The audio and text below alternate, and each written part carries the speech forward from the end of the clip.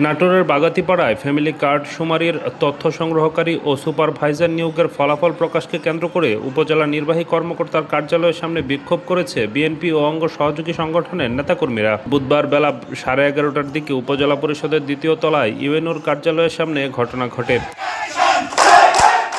প্রত্যক্ষদর্শীরা জানায়, বাগাতিপাড়া উপজেলার মালঞ্চি রেলগেট এলাকা থেকে উপজেলা ছাত্রদলের আহ্বায়ক সোহেল রানার নেতৃত্বে একটি মিছিল বের করা হয়। মিছিলটি উপজেলা পরিষদে গিয়ে ইউএনওর কার্যালয়ের সামনে অবস্থান নেয়। এ সময় নিয়োগে স্বচ্ছতা না থাকার অভিযোগ তুলে ফলাফল পুনরায় যাচাই বাছাইয়ের দাবি জানান বিক্ষোভকারীরা।